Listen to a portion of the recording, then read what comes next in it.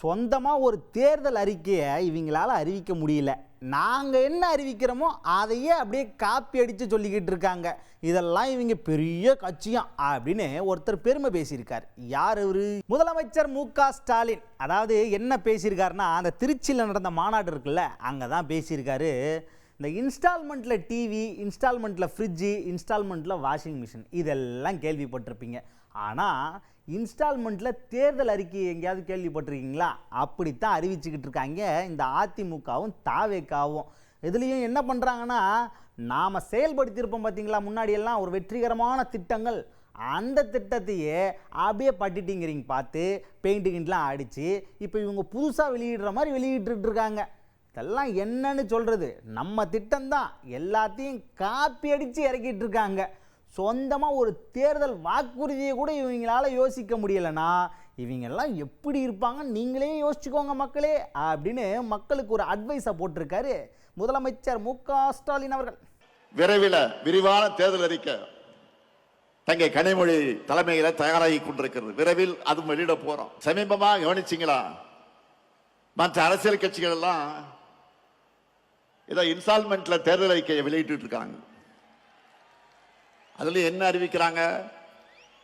நம்முடைய திராவிட மாடல் சார்பில் நாம் நிறைவேற்றி கொண்டிருக்கக்கூடிய திட்டங்களை டாப் அப் பண்ணி அப்படியே காப்பி எடுத்து அறிவிக்கிறாங்க. அவ்வளவுதான். ஏன்னா அவங்களுக்கும் வேற வழி இல்லை. நம்ம ஆட்சியில நிறைவேற்றிருக்கக்கூடிய திட்டங்களை இனி யாராலும் மாற்ற முடியாது, எவராலும் நிறுத்த முடியாது. இப்படி இருமொழி கொள்கை தமிழ்நாட்டில் இருக்கிற வரைக்கும் அங்கே அண்ணாவோட ஆட்சி தான் நடக்கும் அப்படின்னு மறைந்த முன்னாள் முதலமைச்சர் அண்ணாதுரை அவர்களே சொல்லியிருந்தார். அதே டைலாக்கை லேசாக தூசி தட்டி வார்த்தைகளை மட்டும் மாற்றி போட்டு சிஎம் அவர்கள் சொல்லியிருக்கார். எப்படின்னா, டிஎம்கே கொண்டு வந்த திட்டங்கள் தமிழ்நாட்டில் இருக்கிற வரைக்கும் அங்கே முத்துவேல் கருணாநிதி ஸ்டாலின் அவரோட ஆட்சி தான் நடக்கும் அப்படின்னு சிஎம் அவர்களே சொல்லியிருக்கார். என்னென்னலாம் சொன்னார்னு நீங்களே பாருங்க. தேர்தல் அறிக்கைக்கு கண்டென்ட் கொடுக்கிறத இந்த ஸ்டாலினுடைய திட்டங்கள் தான். அதனால்தான் உறுதியோடு சொல்றேன், இந்த திட்டங்கள் தமிழ்நாட்டில் இருக்கிற வரைக்கும் இந்த முத்துவேல் கருணாநிதி ஸ்டாலின் தான் தமிழ்நாட்டை ஆளுவான். அடுத்ததா முதலமைச்சர் ஸ்டாலின் அவர்கள் என்ன சொல்லியிருக்காரு அப்படின்னு பார்த்தீங்கன்னா, நாங்கள் எதை கொண்டு போய் நீட்டினாலுமே இந்த மத்திய அரசு நோ நோ நோன்னு குழந்தை புள்ள மாதிரியே சொல்லிக்கிட்டு இருக்காங்க.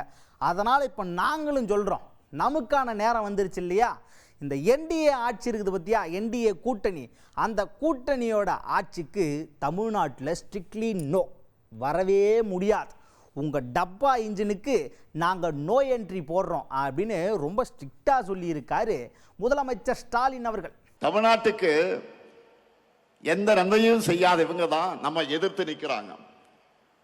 தமிழ்நாட்டு மேல எந்த அளவிற்கு வன்மம் இருக்குன்னு சொல்லணும்னா, தேர்தல் வருதுன்னு கூட தெரியாம, அதை பற்றி கவலைப்படாம, நமக்கான எதையும் அறிவிக்க இவங்களுக்கு மனசு வரல. நான் கேட்கிறேன், இப்படி திட்டமிட்டு தமிழ்நாட்டை புறக்கணிக்கிற என்டிஏ கூட்டணிக்கு எங்க மக்கள் எப்படி வாக்களிப்பாங்க? எந்த நம்பிக்கையில நீங்க தமிழ்நாட்டுக்கு வரீங்க? தமிழ்நாடு கேட்கிறதெல்லாம் நான் சொல்லுகிற என்டிஏவுக்கு நோ சொல்லக்கூடிய, நமக்கு கொடுப்பதையெல்லாம் கேட்பதையெல்லாம் நோ என்று சொல்லக்கூடிய என்டிஏவுக்கு தமிழ்நாடு நோ தான் சொல்லும். இங்க உங்களுக்கு எப்பவும் நோ என்ட்ரி தான். உங்க டப்பா என்ஜினுக்கு தமிழ்நாடு எப்பவுமே நோ என்ட்ரி தான் சொல்லும்.